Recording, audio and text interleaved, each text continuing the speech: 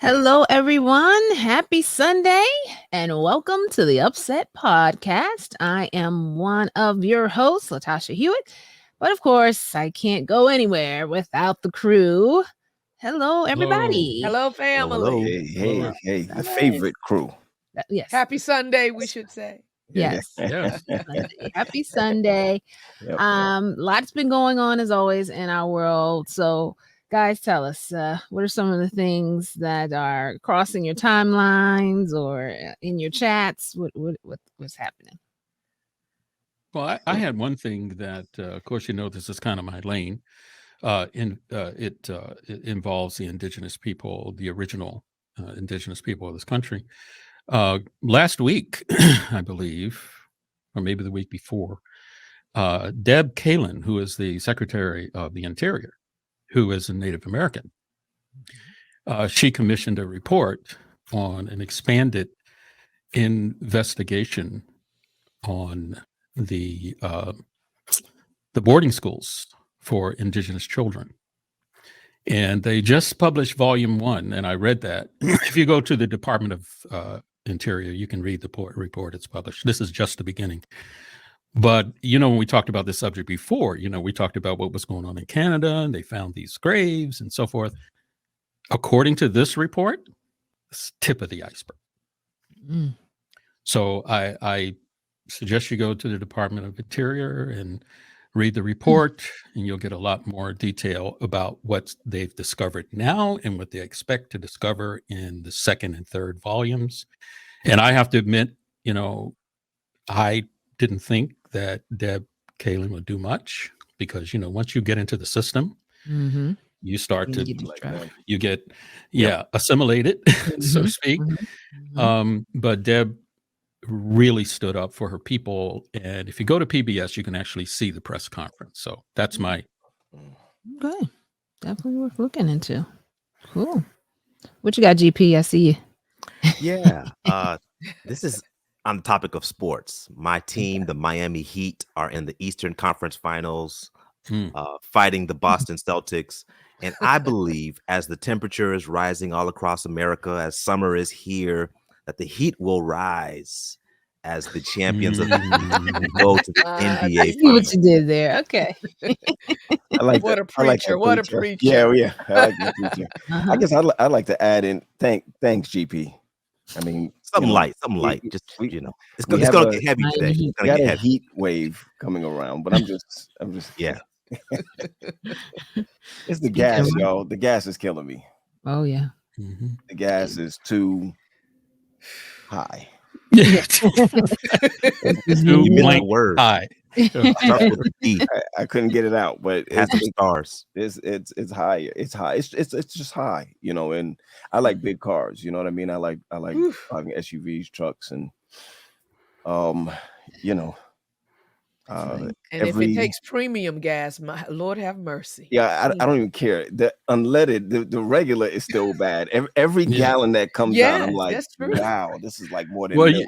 You know what? More and more now, when you go to these gas stations or convenience stores, it used to be a time you just drove up and tapped your card on the machine and just fill it up. Now you see people running in saying, "Could you put $20 on something?"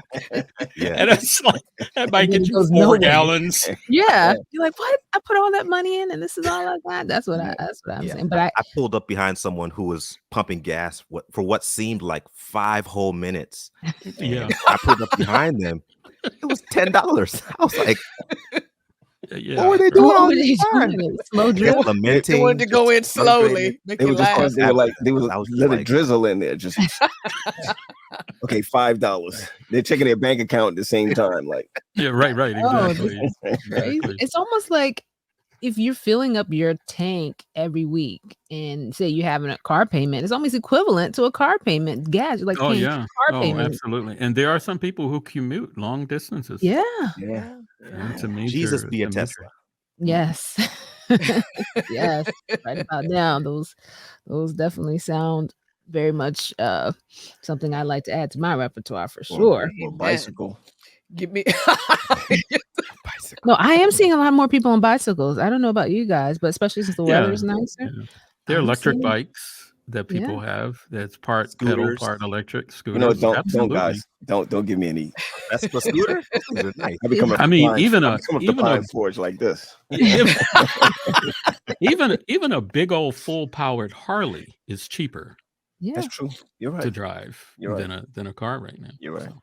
You're right. I ain't getting on that, but yeah, you're right. All right. Well, guys, we thank you once again for tuning in. We hope that you will go ahead, if you're watching right now, to share this. If you're watching us on Facebook, if you're on YouTube, share the link. If you're listening, also share this with someone.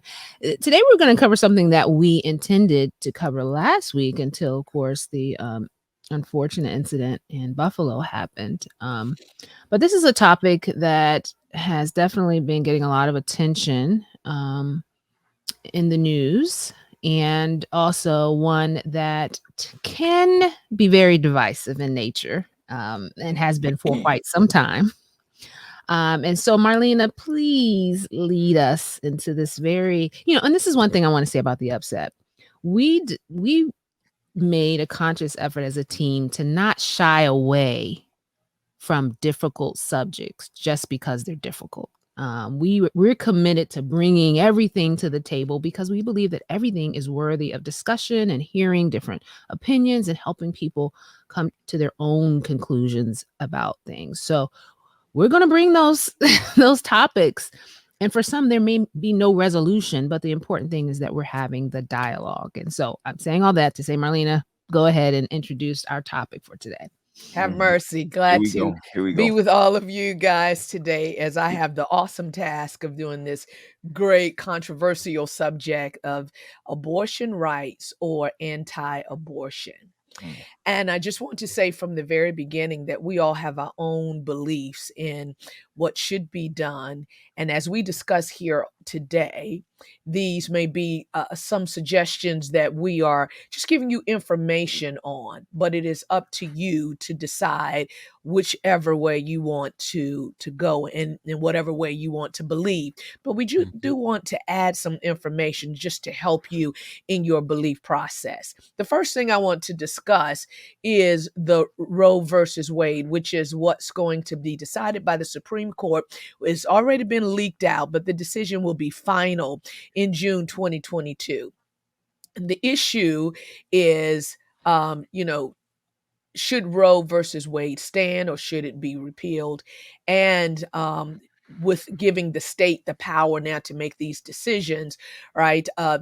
Some states are now wanting to abolish abortion altogether with no contingencies, whether it is rape or incest, no matter what the situation, should this occur. And so I just want to first start out by reading a little bit of Roe versus Wade to help you understand what's going on. Also to let you know, too, that the first case of anti-abortion was done in Connecticut. I believe it was around 1821. Yeah, when the first state had this decision made. And so it's been in effect for many, many years. But in 1973, the Supreme Court made a decision because so many women were still going into back alleys and causing or having abortions that were very detrimental to their health. Many women died.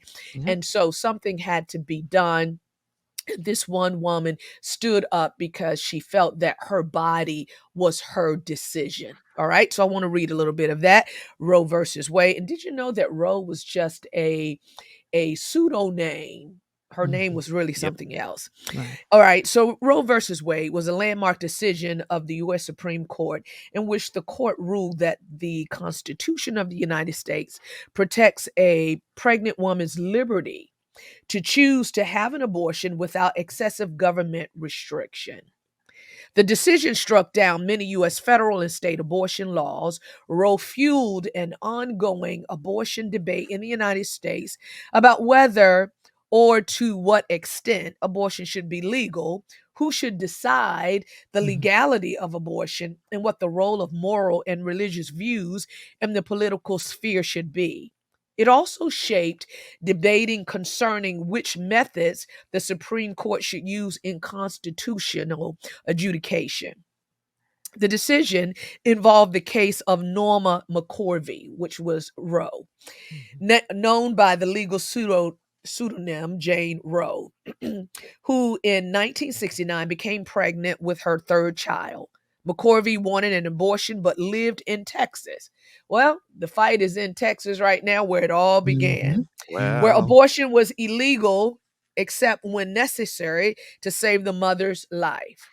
Her attorney, Sarah Weddington, and Linda Coffey filed a lawsuit on her behalf in the U.S. federal court against her local district attorney, Henry Wade. Here you get Roe versus Wade, alleging that Texas's abortion laws were unconstitutional.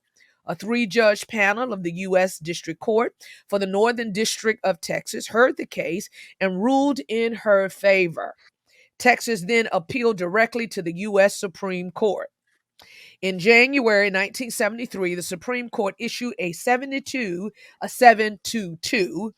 decision in McCorvey's favor, ruling that the Due Process Clause of the 14th Amendment to the United States Constitution provides a right to privacy that protects a pregnant woman's right to choose whether to have an abortion. This is what is thought to be repealed in the Supreme Court in June. It also ruled that this right is not absolute and must be balanced against government's interest in protecting women's health and prenatal life. The court resolved the balance test by tying state regulation of abortion to the 3 trimesters of pregnancy. During the first trimester, governments could not prohibit abortion at all. During the second trimester, governments could require reasonable health regulations. During the third trimester, abortions could be prohibited entirely, so long as the laws contain exceptions for cases when they were necessary to save the life or health of the mother. The court classified the right to choose to have an abortion as a fundamental, which required courts to evaluate challenged abortion laws under the strict scrutiny standard, the highest level of judicial review in the United States. The court ruling in Roe was criticized by some in the legal community, and some called the decision an example of judicial activism. The Supreme Court revisited and modified Roe's legal rulings in the 1992 decision of Planned Parenthood versus Casey. So if you hear Casey and Roe, that is what it is discussing. In Casey, the court reaffirmed Roe's holding that a woman's right to choose to have an abortion is constitutionally protected, but abandoned Roe's trimester framework in favor of a standard base of fetal viability and overruled the strict scrutiny standard for reviewing abortion restrictions. All right. Now, that is what Roe versus Wade discussed. We know that abortion is a moral issue. All right. And so what people constantly have controversy over is a moral issue. Do I have the right to do what I want to do with my body? A moral issue, I want to tell you what a moral law is. The rules of behavior, this is what a moral law. The rules of behavior an individual or a group may follow out of a personal conscience, and that are not necessarily part of legislated law in the United States, is moral law. All right. Moral law is a system of guidelines for behavior.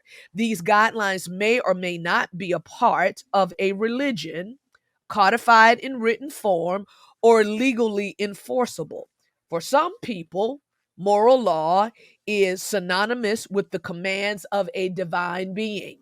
For others, moral law is a set of universal rules that should apply to everyone.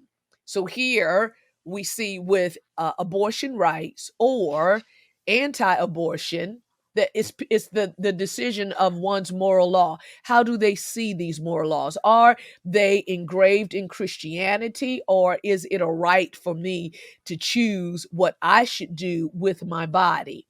The first question I want to ask you today, as we contemplate this, some of you already have a strong opinion as to what you think, but does overturning Roe versus Wade's case subvert our rights to privacy? In other words, I want to ask my panel, if I feel that a moral law is my decision and what I can do with my own body, do I have that right to choose what I should do with my own body, or do I give the government the right to choose what I should do? What say you, my friends? I say that the program's over. No, I was just about to say that. I was just about to say that. This is where we missing Tally. well, Marlene, oh, go ahead, Chuck. Go ahead, please. Let me just interject that, when we say moral, our moral compasses globally vary. Mm-hmm. It is not, it is objectional, not subjectional. It's, for instance, my next door neighbor may have a different set of morals. Correct. But to them, it's a moral. And they will act on their morals. So I just wanted to throw that out in terms of kind of deciphering, where do we set the line or the standard in the process of decision making. If part of it is based on morals, then we have to question a person's morals, because there's some people who believe that their morals give them the ability and the release to make a decision on having an abortion. That's true. The abortion itself, the abortion rights that were voted in 1973 were based on one's privacy rights, or right to choose. Does one have a right to choose even if their moral issues are different than someone else? Do they have the right to choose, in this case, what to do with their own bodies? If one has been raped, if one has been a victim of incest, if one has been shamed in their church, do they have a right to make decisions, or should the state force them to do what they think should be done? From my official position is, I think they have a right to make that decision. They should have a right to make that choice. Now, saying that, some people will receive that statement as, oh, so you endorse, abortion. That's not what I'm saying. I'm saying that you should have a right to make that decision. A woman should have a right to do that. It's part of our freedoms. It's part of our ability to, make decisions for ourselves and be responsible for our choices and our decisions. But where I stand, I believe that a woman should have a right to choose. Yeah, I agree. I agree with that as well. I believe a woman should also have the right to choose. And sometimes, I heard you, as you mentioned, incest and all. I feel that applies across the board. I don't think we can even qualify, in what instances people can have that choice. If you have a choice, you have a choice, whether your reason may be seen as a good one or a bad one. It still goes back to your personal moral compass. I was in a meeting recently or a gathering recently where someone made the statement kind of categorizing abortion as women who just have sex out of wedlock and they're looking for a way out. And I was like, wow, is that how close-minded is that we could just equate people wanting to get abortion to simply that one thing? And so it shows me that a lot of times we allow our own moral compasses to be imposed upon others, and we create stereotypes around things that may not be there. And that's where we kind of need to change our thinking as it relates to this issue. Anyone else? Pat, GP. Yes, let's pass the mic on to. I want to start by saying that if you came to me 10 years ago, let's say 10 years ago, and talked to me about abortion rights, I would tell you right off the bat, thou shalt not kill. And God will handle the rest. And I'm just going to be honest with you. I mean, and think about being in that position as a minister of the gospel, that people come to you and have discussions with you. All of your pastors, this, or those who have friends, this, they'll come to you and they'll talk to you about their dilemma.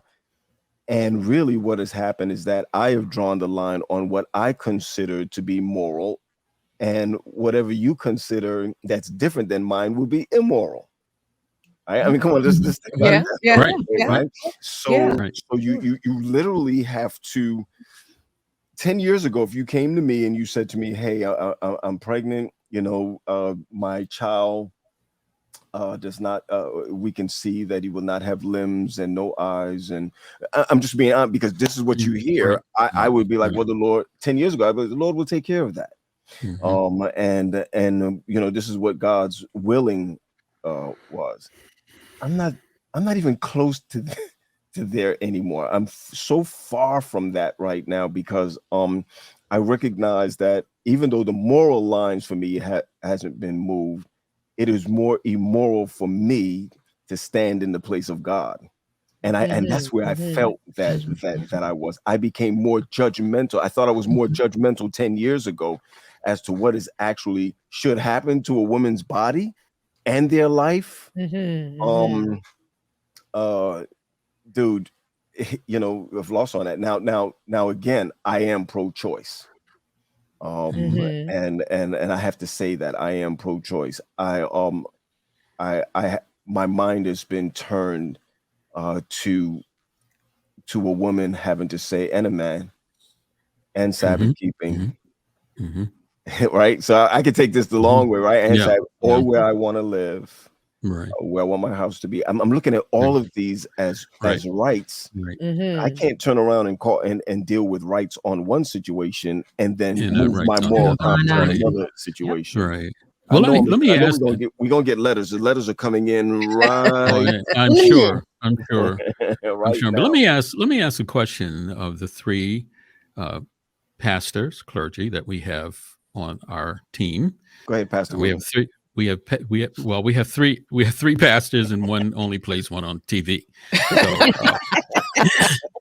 well, Tasha pastor too. Tasha's a beast in the word.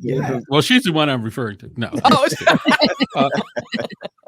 But let me introduce a scenario which falls clearly into this topic of right to choose, giving the right to choose, or having the right to choose, and counseling.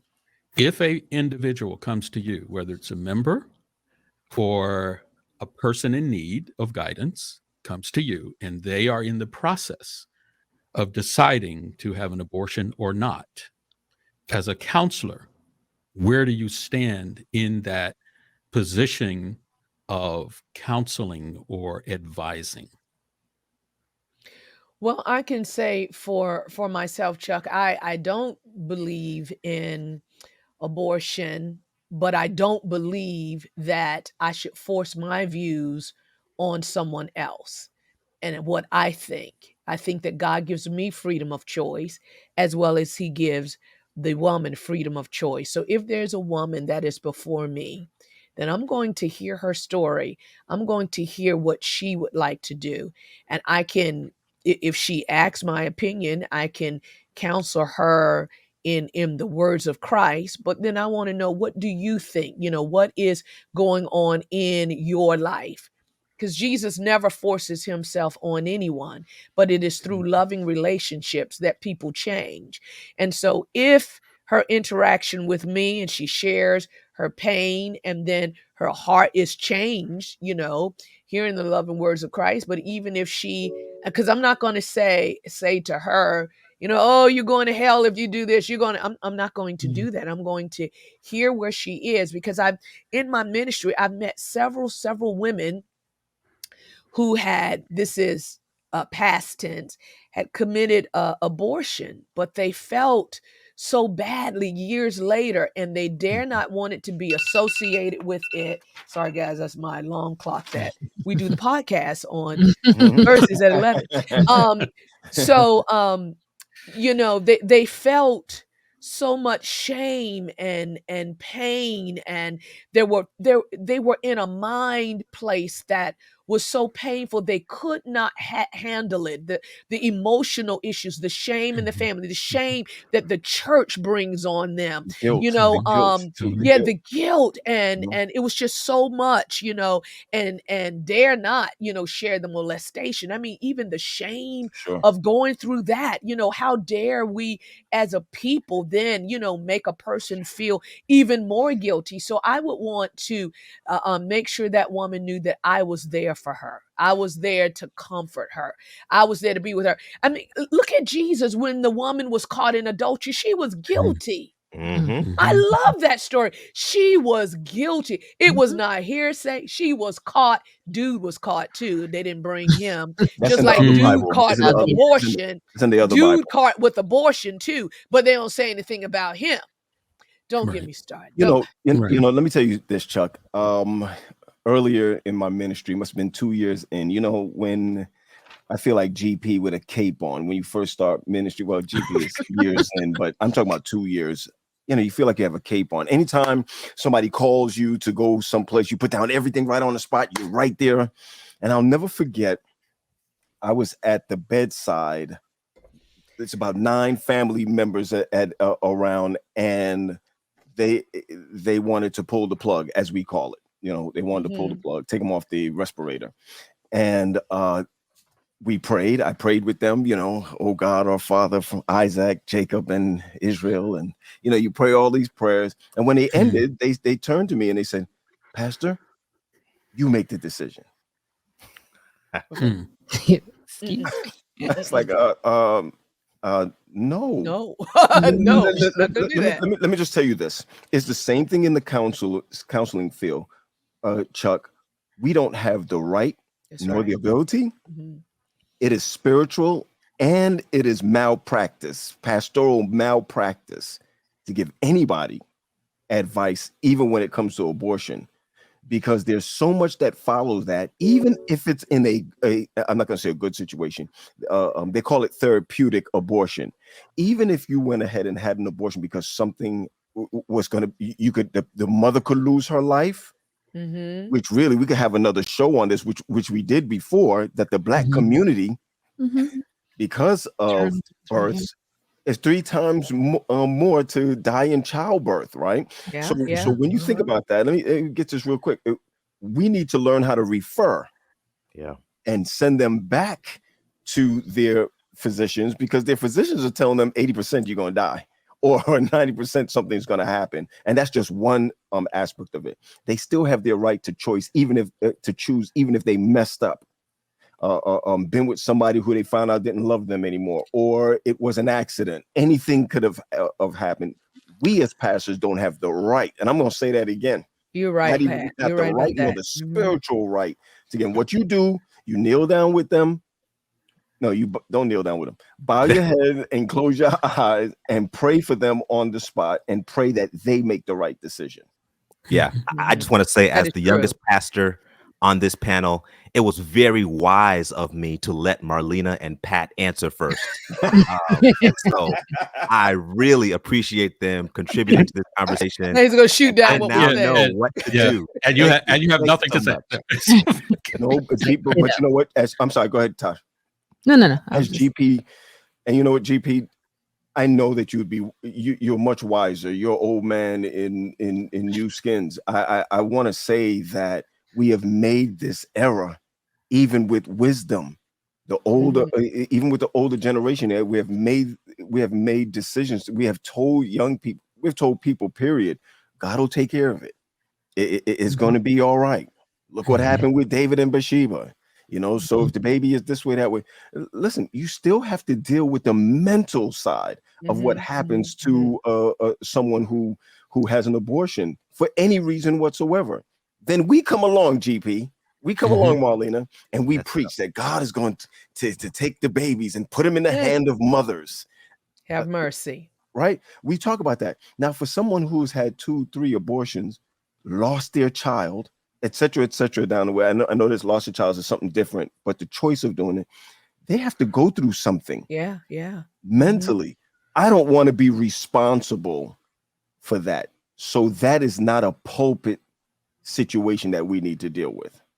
I know I'm in trouble again. I probably got to No, I find agree with Pat. And it is so true. We cannot advise people as to what to do. We can't even advise people what to do with divorce. I mean, you still Mhm. have to say that's your decision to make, Mhm. even Mhm. if it's now I tell you, I cross the line though when it comes to domestic violence because folk can exact kill you. exactly I'll Mhm. cross the line with Right. Basically, that. yeah. exact. But otherwise, we still encourage people to make their own choices and pray with them. Gang, can I be a little bit personal about one of my, you know, and this is gonna sound sad, but I'm gonna put it on the table anyway. We the upset. So y'all right, Latasha, after. When I think about my boys, listen to me carefully, and I'm just gonna be upfront and put it on the table. You're When I young think about men. my Yeah. boys, I treat my boys the same way I treat my girl. Now they're all in their 20s now, but I'm just saying I treat them the same as they were growing up. You do this, you got to deal with this. You got. If my son came home and said my daughter that his girlfriend was pregnant or whatever the case may be, I'm going to keep that where I am here. Okay. But if my daughter came home and said she was, this is the reason, this is where everything changed for me, not just with a sexual relationship, but the choices that she makes in life, period. It's not just sex, Mhm. it's all the way through. You can kind of say to yourself, wait a minute, if she came home pregnant, I don't want her to have a child because school and Mhm. what's the church gonna say? I'm in the Mm, conference office. Everybody gonna say, oh, mm, how could he can't control his household? How could he control? mhm, You know, you're mhm. thinking all these things, and the first thing that's gonna come to my mind is, come on, don't worry about what your mom say. Come with me. I'm gonna take you. Wow. No, I'm being honest about that. Even though that's the Mhm. quickest thing that I'm thinking on the top of my head. Mhm. Mhm. We have to think more than. By the way, I'm not saying that's right. That's a right Mhm. decision. I'm saying these are some of the things as life goes on, it starts to change your compass. I know we call them moral compass, but things start to change as your children gets older. When we had the gun law thing that we were talking about, there'll never be a day that I'll have a gun in my house. Never. Mhm. And you say to yourself, hold on a second. I need to protect my family, whether it's a bat, Mm. whether it's a slingshot, whatever it might be. Machete. Things start to change as we go along. So I know in our pastoral realm, I know, man, we can go on this forever and ever, but I know in our pastoral realm, the Seventh-day Adventist Church, there is a line that we have, but there's a humanity line when it comes to morality. There's a Mhm. Mhm. when you talk about a moral law, and I'm gonna leave it from here. When you talk about a moral law, even though we talk about a spiritual moral law, your community decides the moral law. Where you live, the Mhm. people who are in your community and what you're around. That's why we have HOAs, because people don't want other people to come in and have their cars parked on the lawn with the hood up all the time. We make a moral law. We decide those laws where we live. Anyway, I'm just saying that I didn't think that 10 years ago, I have a different thought 10 years ago than where I am today. That's where I am. I got you. Very good points. You guys are making great points. I want to take this in a little bit slightly different direction from, the privacy rights because anti-abortion has become so political Mhm. and it has been led by the church. My question to you, should the church be mixed with the politics of the nation? Should the church be able to enforce what they believe to be right through the politics of the government? If you can help me there, because now this whole anti abortion thing has blown up throughout the world. And we see people celebrating because we see as stated on the news, the evangelicals celebrating very much as they have pushed political leaders to vote and to put in certain places justices that would agree to them, politicians who will agree to them. And even if they feel they are right, right? Many of us, I've stated that, I don't agree with abortion, but I agree with freedom of choice because that's what God does. That's what Jesus does. All right. Should the church then be able to mix with politics to get their views carried out in the country?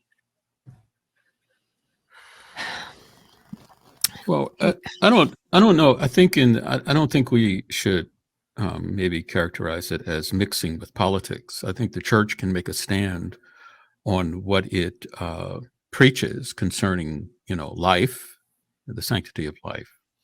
At the same time, promote freedom of choice. And it should have nothing to do, it should be apolitical. It should have nothing to do with a Republican position or a Democrat position. And I might add as a side comment, this has been a big problem in the United States. We have allowed politicians to determine what is right and what is wrong for us.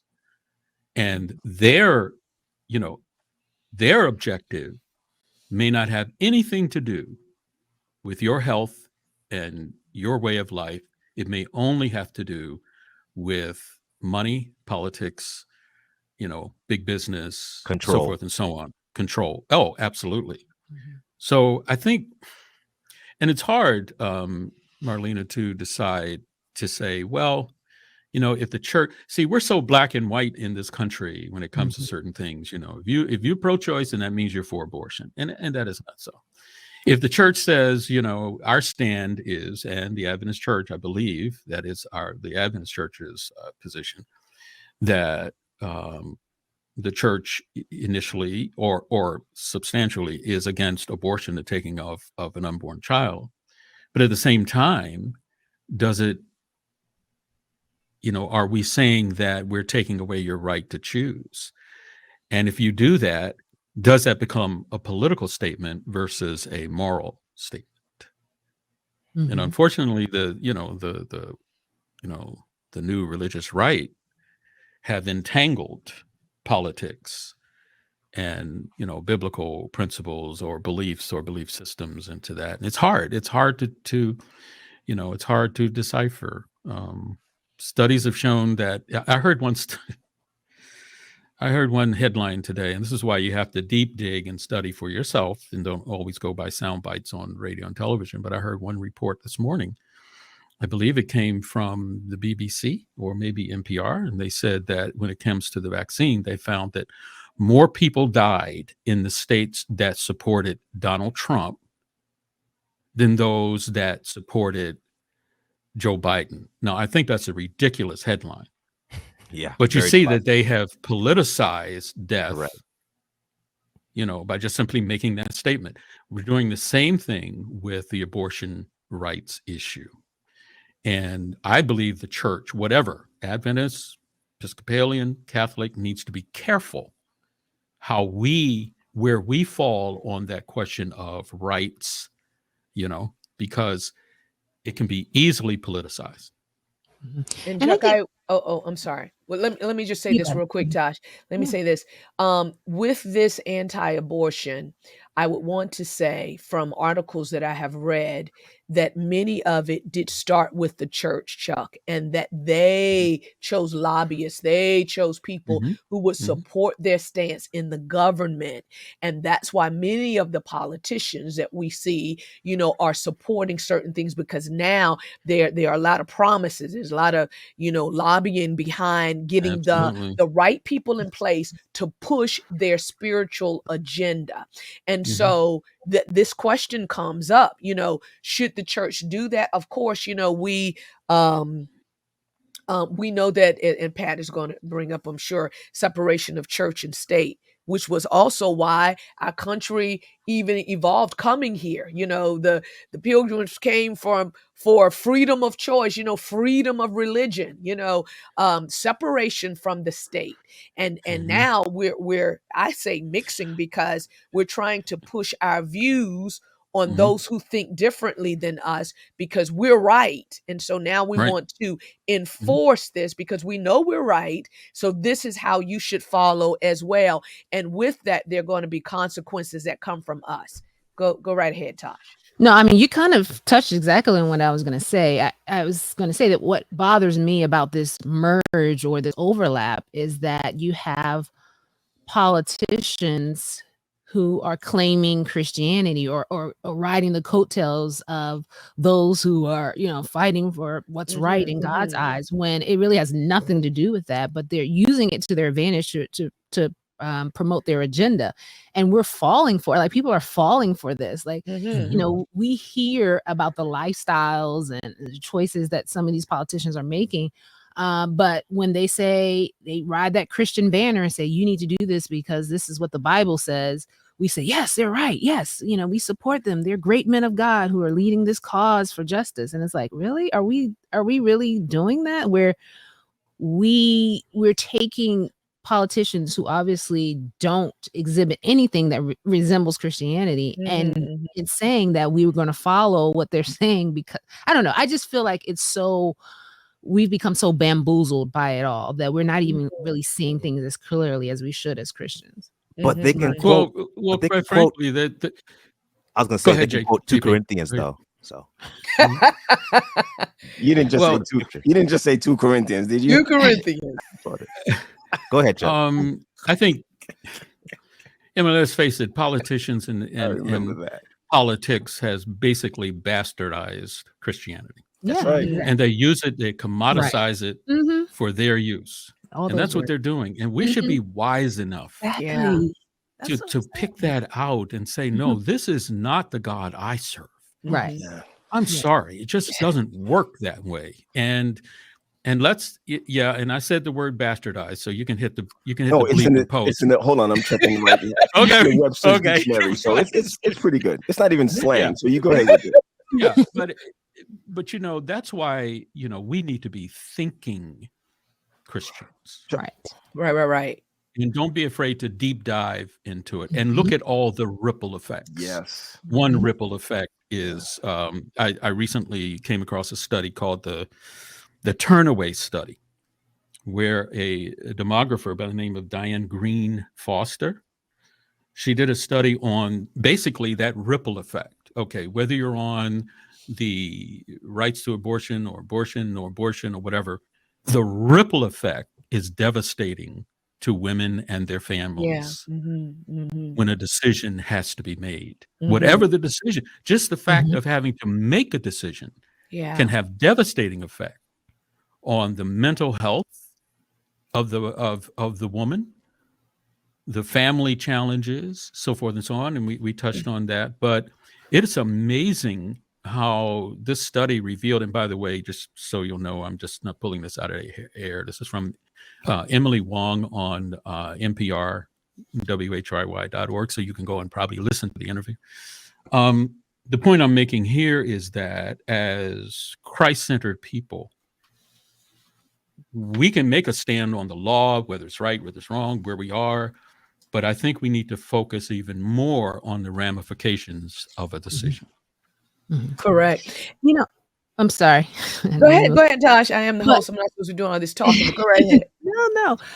It's funny. I'm glad that you're bringing that up, Charles, because a lot of women have expressed there's disdain for men being so vocal on this topic that they have no understanding emotionally or physically about what pregnancy and all of these decisions have to do. And so I'm happy to hear a male present that side that some people don't even consider.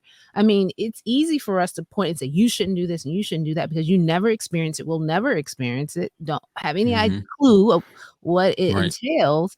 But yet you feel so adamant about making this decision for someone else. I'm just and from a father's point of view, I don't have a daughter, unfortunately, although I stopped trying to have a daughter.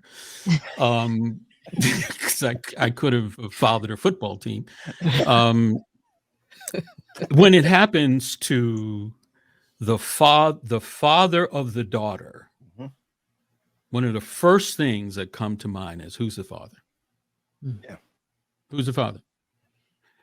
And if that's known, quite frankly, if it were me, I would be counseling. No, go ahead, Chuck. I'm sorry. I would have the daughter and the father in my presence for talk. That's right. Because, the father kind of gets off like, oh, sorry. It's a oops, kind of thing. or the condom didn't work. And I'm Mhm. sorry, it's no, you are as responsible in this decision as it is for the mother, for the prospective mother. And sometimes the father pushes the mother to Mhm. have the abortion because they don't want the responsibility.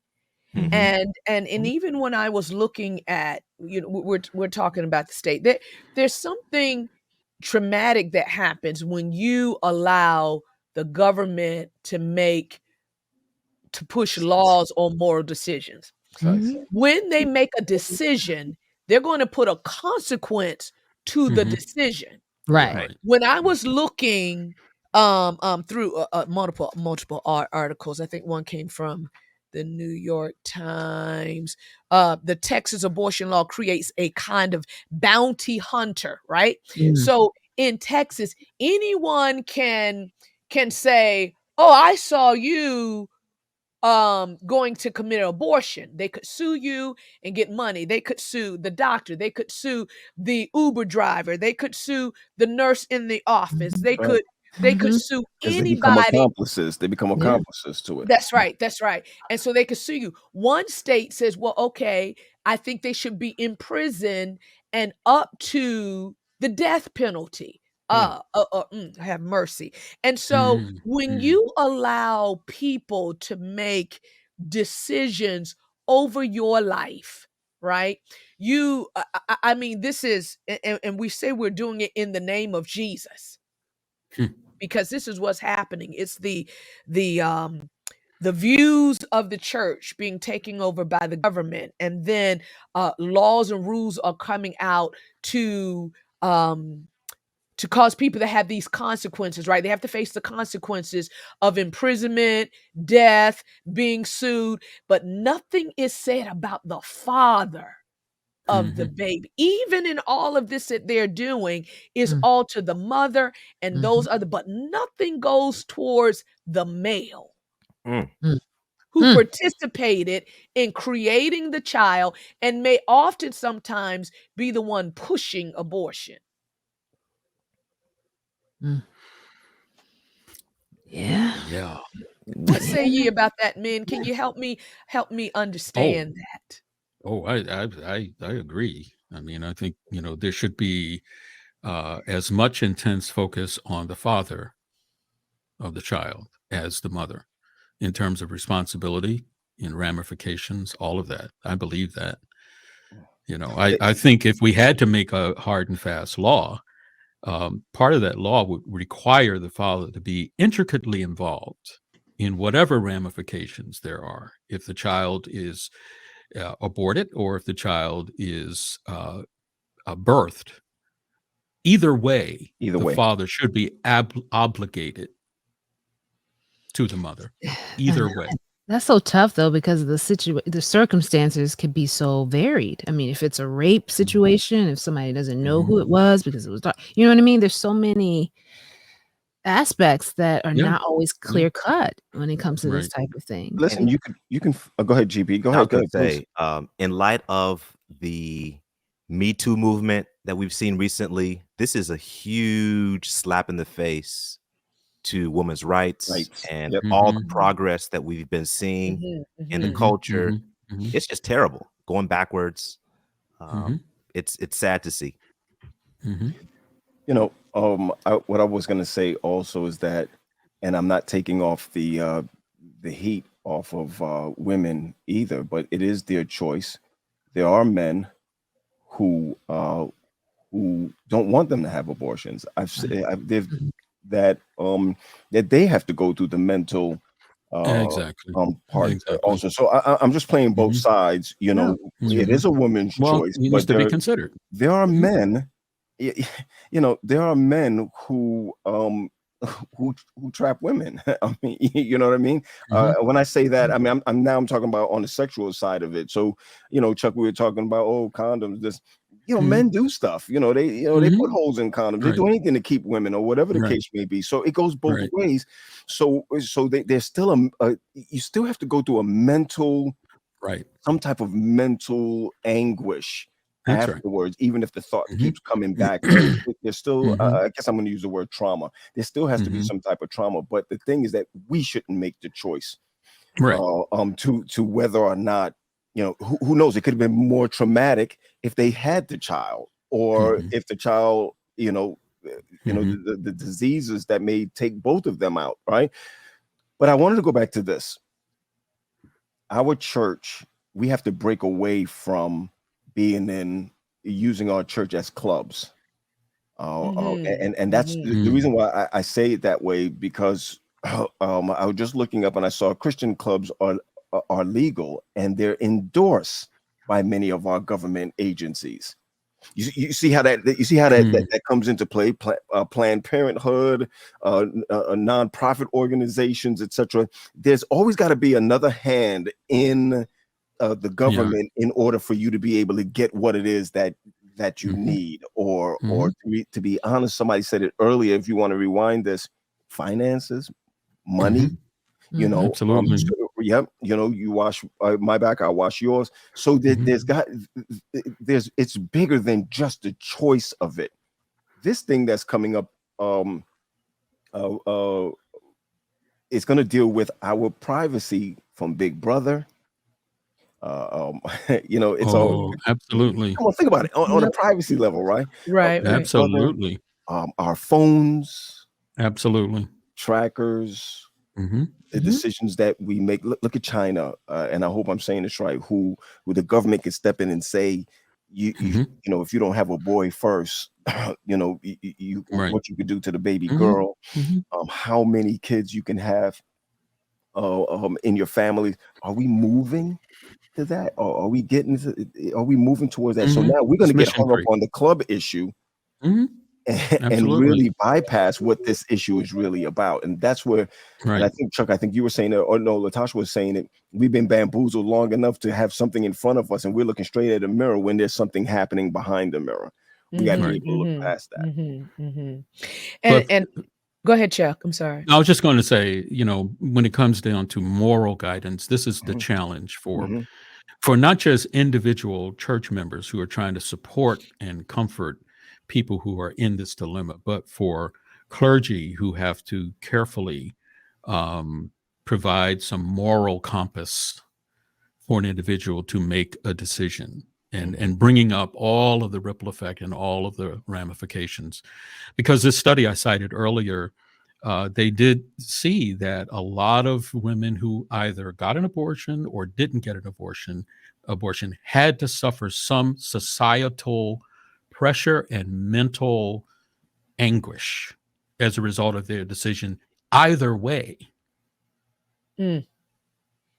Gotcha. And I just want to reiterate a point that I was just speaking about, the ramifications that many of the states were trying to enforce on women who had abortions, criminalizing them, charging them with homicide and consequences being imprisonment. In certain states, it was suggested even up to death penalty. Truly Mm, don't agree with any of that. And it's mm, is mm, absolute what you're saying, Chuck, that not only does the woman have the feeling of fear, whatever she's encountering, and to even mhm, think about an abortion, but now, what can happen to her life, criminally, which, all of that is wrong. Even if you feel that abortion is not the right, should we go to the point of saying someone is they've committed a homicide and they should be in prison, mm, and we still say we love Jesus, and mm, so as Pat had and I think you said too, Chuck, we have to think, and mhm, even in the Adventist church we must be very careful, because we're jumping on the bandwagon with stuff we're hearing on TV. I'm against, and mhm, so you choose certain politicians to support the way that you think, but no, should the church be really, well, I know this is kind of tricky, because if someone is speaking against my rights as African American, I'm certainly going to speak against that politician. But my point is, I'm saying that if if we start to mix what we feel spiritually with governmental force, then we are going to cause damage to the lives of the people in this country, because you're now going to put them into the hands of men that can choose to do anything that comes across their mind as to what they think should be the ramifications of one's decisions. And keep Yeah. in mind now, this is the same imperialistic minded governments who made it clear to the country at one time that Black people were forbidden from drinking from a white fountain. Yes. Same Who- government that said it was okay to have slaves. Absolutely. It's okay. Absolutely. You know, it's legal. That's right. You know, so Yep. you talk And about Jim that Crow's moral. laws were legal. Yes. Absolutely. So you're Mhm. talking about moral compass. You know, how many of us will stand up for really what we believe and not be strong armed by Yeah. an unfair and quite frankly, demonic and adversarial influence in our governments? Hmm. Yeah. Because one day is going to come to the point where someone's going to come up with a law that says, you know, those folk worshiping on Sabbath and Mhm. Right. you know, that ain't right. That's not right. We want them all to be in church on Sunday because we want them in the malls on Saturday so they can Spending the money. Yeah, spend the money. economics. Mm. Economics, Right. right? And come and in Economics. church. And so Right. anybody that's worshiping on Saturday on their Sabbath, you know, folk put it, is in violation of the law. We need to look at this thing, folk. We know That's where we right. are That's in Earth's right. history. And Americans are good at forgetting. Oh, We we are. forget stuff. In you 2 know. days. Yeah, Mhm. absolutely. Yeah, I was going to say, I think it's time as Christians that we stop relying on the government to push our spiritual, our moral law, or what we as Mhm. Christians feel is right to do. That's a God thing. You know what I mean? Like Right. we're trying to make the government do our job or God's job, and that's just not going to happen. And I think about how as Christians, you know, we sometimes get caught up in, you know, we know that God believes in life, and we know, and he does, and we promote life. I think everyone on here has said that we're not promoting abortion in any sense of the word. We're protecting rights of individuals to make choices, Right. because that's what we see from our Savior. To me, he is the greatest example. The more I study the life of Christ and Mhm. how he handled Absolutely. people, That's right. Absolutely. even when he disagreed with people, it was the way he treated them, even when he Yes. disagreed with them. It Mhm. was the way he didn't discard them once Mhm. they went against something that he taught, or and even when they did, he still welcomed them back with open arms. We forget that part of it. You know, Mhm. That's we right. go up with our banners, Absolutely. yeah, pro-life, God, you know. Yeah. But what about the love for the individual? What about Right. taking Right. into consideration what Yeah. they may be going through as they're making this Right. decision, Mhm. or even And when they choose forgiveness. not Yeah. to make that decision and they have this child out of wedlock? Are we shunning them? Are we talking about them? Are we putting them down? Or are we helping them? Are we That's right. encouraging them? Or And if to they be do frank, make, we've been good at that. We've been yes, good at we putting them have. down. We've helped people You make know, that decision to have Mhm. you abortion know, because they thought the dismembering shame. folk Yeah. and, Yeah. kicking them out of the Mhm. church. We've been pretty good Exactly. at that. I mean, I think we wrote the book. Yeah. Amen. Yeah. And so what's really tough for the church is showing the grace of God. Right. We don't know Absolutely. how to show God's Yes. grace. We are really good with God's judgment, Mhm. but we don't Mhm. know the Absolutely. Exactly. grace of God. And Jesus was consistent with Mhm. showing the grace of God. Yes, he Now, was. I might Absolutely. say, I'm going to let all of my cohorts give a closing statement, as we have not finished all. So I'm certain we will have a part 2, because we did want to talk about, Yes. once give the The government chat is its blowing up. power. Yeah, once you give the government its power to make decisions over you, will they Mhm. then start to choose other moral issues? As it's already been stated, Chuck just pull the rabbit out of the hat. Yes, it will be. All right. Mhm. And Tosh also pulled a rabbit out the hat. If the government is not right for them to make the choices of a woman, it's a godly thing, then what's the responsibility of the church, right? God wants the church to be the loving example and to lead people into a right way. What are some examples that the church can do that? And so that those are great topics that we've got coming the next time. But I just want my cohorts to just give one closing remark. I'll then give one closing thing, and we will end our show for today. Well, my closing remark is it is blasphemous and just plain wrong for us to have on our coins and dollars, "In God We Trust." Have mercy. Let's just take it off. Mm. Let's just take it off because it doesn't mean anything to us. They want to, too. Trust me, Chuck. They Yeah. want So if you to. say "In God We Trust," I would have to ask, define God. Mhm. Wow. My Lord. I say Yeah, my most people. closing comment Go ahead. is we've seen the perpetual pattern of America. But I want to encourage folks to look at the book of Revelation Mm. and see if you can spot America in the future. Mm. Have Just see. mercy. Take a Mhm. peek. Mhm. See if you can see the future, how America will act. The lamb like That's all I'll beast. say. Mhm. Mhm. I'm with GP. Next. I steal that. Well, Mm. Tosh, I'll go and then you can end the Okay. show. I just want to say we must be very careful when we ally the government with our spiritual choices, because remember, it was the church that allied with politics when they Mm. put Jesus on the cross. It was the Mm. That's church right. that That's went right. to Pilate to say, I want you to get rid of this man. And he says, Mm. don't you have your own law? But they wanted to mix with politics. And it was then the church mixing with politics that killed the Savior. So we must Mm. be very Great point. mindful when Good we're stuff. pushing our views to connect with evil men. God wants us to show his love. And as That's right. we mix with people who are hurting and we show them the love of Jesus, maybe they will make different choices. Amen. Amen. I say What's that? nominate Woo. Marlena for the Pulitzer Prize Yeah. Yes, podcast. that I was agree. nice. And I just had two closing remarks, and of course, we are looking forward to seeing what you have to say in the chat, and we're going to put up our email address a little later for any other additional comments.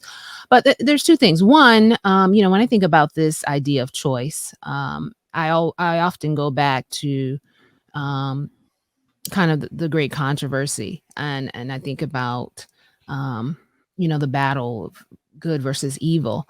But one of the things I pull out is how God really wants man to choose him. He doesn't want Mhm. man to be forced into submission. He doesn't want he wants us to be drawn to him through our love for him, not because it's been mandated or there are laws that just force us in that direction.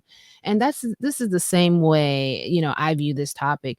I don't think that God wants laws to be followed in terms of our Christian walk, because if not, we'll be imprisoned or we suffer Mhm. all these consequences. He wants us to make these decisions because we're connected to him and we understand what he wants for our lives.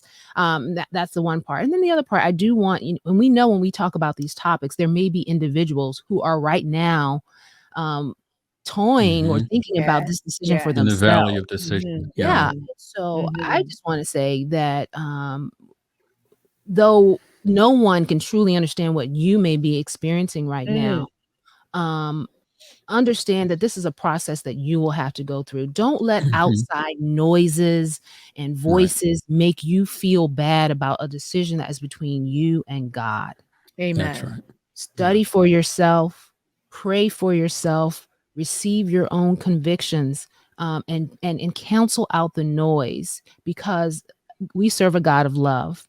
And Amen. there's nothing that you can do that will separate you from his love. And we just want to remind anyone out there who may be experiencing this or have gone through this to understand that there's nothing you could have done or nothing that you plan to do that could ever separate you from God.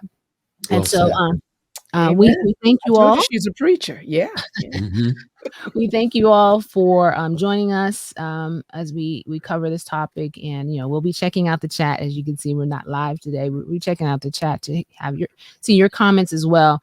And this may be another one of those topics, as we mentioned before, that will come up again, and we'll we have will. more to say. Part 2 and So 3. we invite you to write us at upset@aecsd.com. Maybe some points that you want to make sure we bring up when we talk about this the next time, or some questions that you like us to field out to a live audience. Please email us at upset@aecsda.com. Once again, we appreciate you hanging out with us, and we look forward to seeing you again next Sunday, Yep. 6 p.m. God bless, Bye. family. Everybody. We'll see you next time. All right. Bye-bye.